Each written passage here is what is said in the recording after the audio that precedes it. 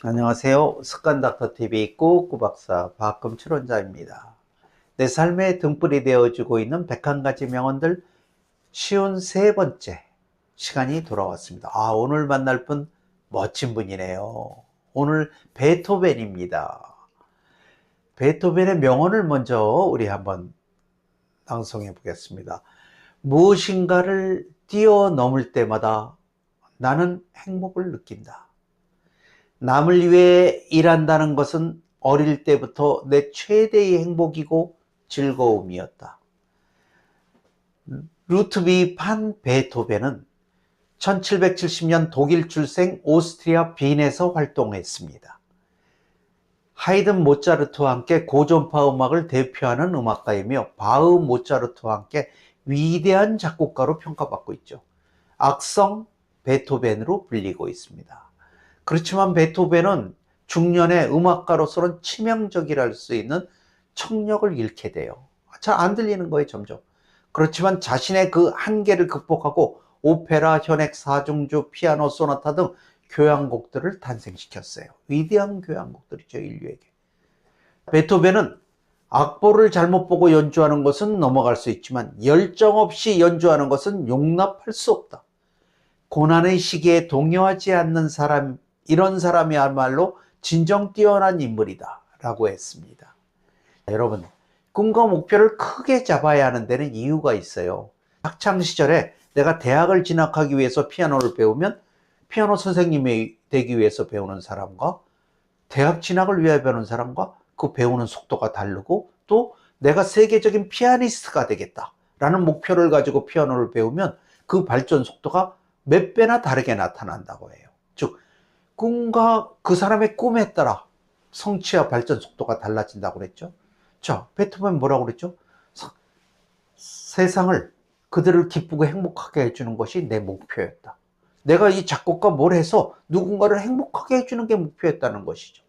얼마나 그 발전 속도가 달랐겠어요.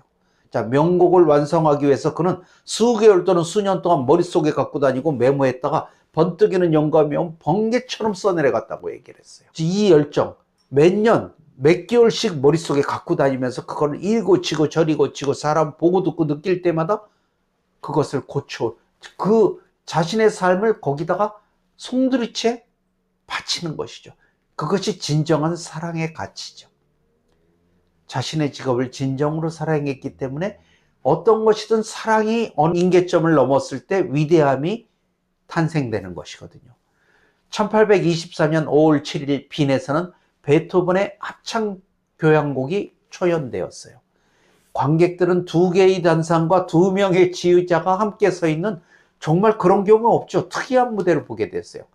반드시 이번에는 자신이 직접 지휘를 해야 되겠다고 베토벤의 강력한 요청을 해서 단원들은 베토벤이 이렇게 지휘하는 거, 원래 지휘자인 비렐름 움라우프, 이 2명의 지휘자를 동시에 보면서 연주를 하게 됐어요. 자, 마지막 4악장의 연주가 끝났을 때 청중의 우레와 같은 박수 소리가 쳐지고 있었는데 베토벤은 전혀 안 들려요. 이제는 완전히 귀가 그냥 서 있었어요. 그 상황을 알아차린 알토 가수 웅거가 베토벤을 바로 가서 이렇게 뒤로 돌려서 세워줬어요. 그제서 관중들이 일어나서 우레와 같은 박수를 치는 것을 바라다 본 베토벤은 기쁨과 환희의 눈물을 흘리게 되었다는 이 일화는 참 우리를 감동으로, 자신의 모든 그 역경을 이겨내고 인류에게 위대한 선물을 한 그 베토벤의 진가가 드러난 것이죠. 그가 남긴 악보와 편지, 생애 기록들은 그의 위대한 음악만큼이나 우리에게 진한 감동으로 영원히 전해지고 있어요. 그러니까 만약에 그분이 이런 어떤 편지와 이런 것들, 글들을 안 썼다면 우리는 그 속의 마음을, 이 위대한 음악가의 영혼을 못 느꼈을 거예요. 그래서 여러분들도 일생 동안 자신만의 자신만의 책을 한 권 써보는 거, 언젠간 제가 그거에 대한 여러분하고 같이 이야기할 때가 있을 거예요. 자, 오늘은 내 삶의 등불이 되어주는 101가지 명언 쉬운 세 번째 시간, 베토벤의 명언이었습니다. 우리 다 같이 한번 해볼까요? 무엇인가를 뛰어넘을 때마다 나는 행복을 느낀다. 남을 위해 일한다는 것은 어릴 때부터 내 최대의 행복이고 즐거움이었다.